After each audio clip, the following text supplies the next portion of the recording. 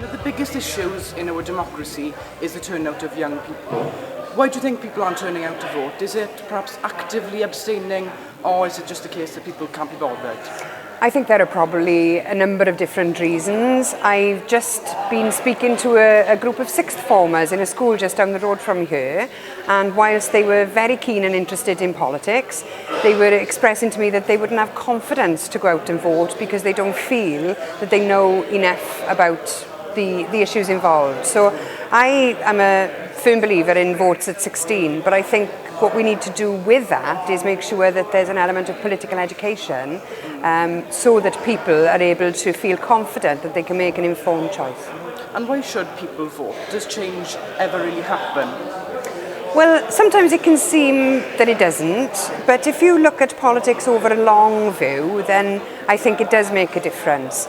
There are different political parties because there are differences of opinion about the direction in which we should go.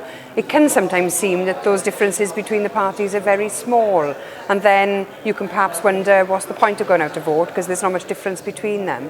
But actually, on many of the big issues, there are major differences between the parties, and what I would say to anybody is just go and find out. You're never going to agree 100% with any politician or any political party, but if someone or some party feels like they share your values, then read up, find out more, and they are probably the one for you. Now, earlier this year, you were very nearly elected as the First Minister. If you were First Minister now, what would your priorities be for young people in particular?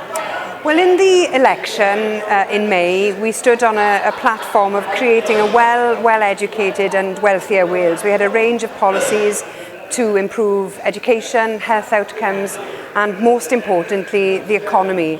We believe in everybody being able to reach their full potential, to have the best possible education, and to have job opportunities that can suit you. So everything that we do is about creating those conditions. So if I was First Minister, I would put in place a plan to try and make sure that we could turn around the Welsh economy in as short a time as possible. There's one particular political issue that is dominating all conversations, and that is, of course, the Brexit vote.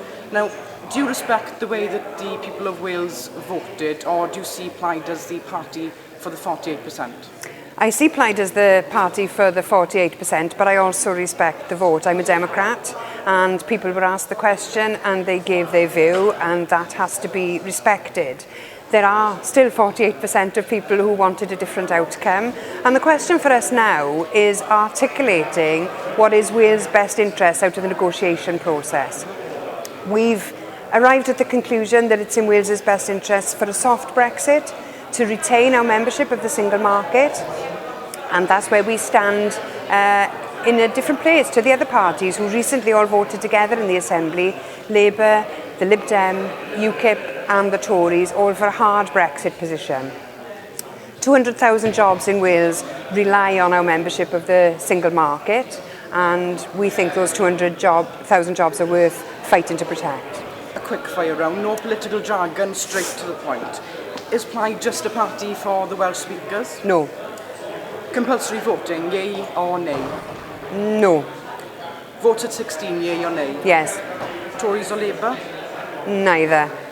Although never Tories. Preferred voting system? STV. Are you a socialist? Yes.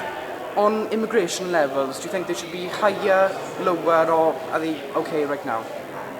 Immigration should meet the needs of our economy. What I don't like is the rhetoric that's on immigration at the moment. That's what I'm absolutely against. Do you have a favourite Prime Minister?